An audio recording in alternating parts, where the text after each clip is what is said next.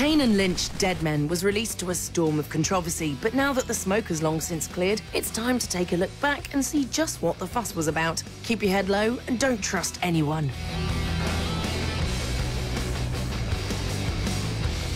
Have you ever had one of those days when you're being transported to death row, only for that van to be run off the road and your old mercenary unit, who you thought were all dead, force you to retrieve a hefty sum of stolen cash? Well, that's just the predicament Kane finds himself in, an impossible task to complete, and if he fails, his daughter and ex-wife are for the chop. Paired with medicated psychopath Lynch, the duo set out on their blood-soaked quest, and despite coming close to completing their task, continual bad luck and betrayal soon set them on course to bloody revenge. Can they see it through, or will they kill each other first? From the first second, I fucking knew it.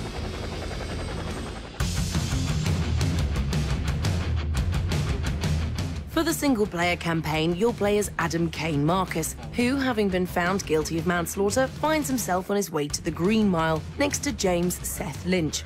After they're sprung from their prison van, they embark on their adventure before realizing that they will need reinforcements and eventually a small army to defeat Kane's enemies.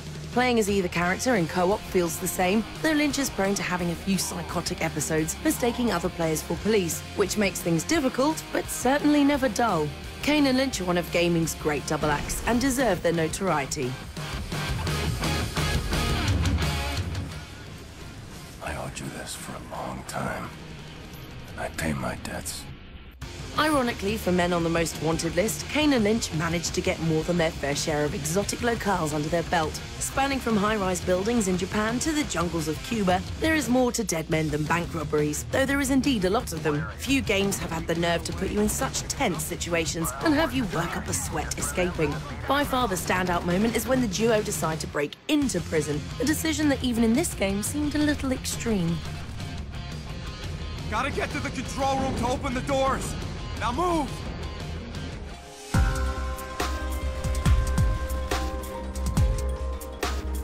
The tools of the trade for Kane and Lynch are important. Both men specialize in brutal beatdowns, but as you can imagine, they are also fully versed with anything with a trigger. The key in Kane and Lynch is finding a combo that works for you. Personally speaking, we preferred the biggest gun possible, like the belt-fed machine guns with perhaps a pistol or a shotgun as a sidearm, should the bad guys get a bit too close. It's important to remember in Kane and Lynch that you may always be outnumbered, but don't leave yourself outgunned.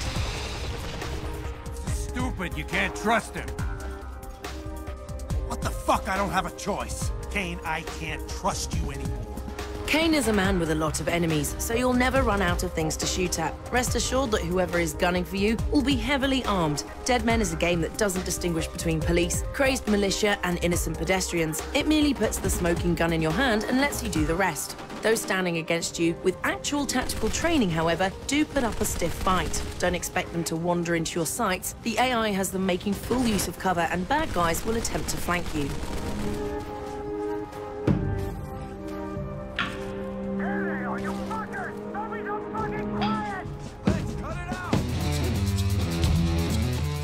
Many people were lured into Kane and Lynch a little further down the line by its unique multiplayer. Its spin on cops and robbers was highlighted in the Fragile Alliance matches. Will you help your fellow criminals make it to the getaway car and split the winnings? Or will you tip the driver to make a quick exit and pocket the cash yourself?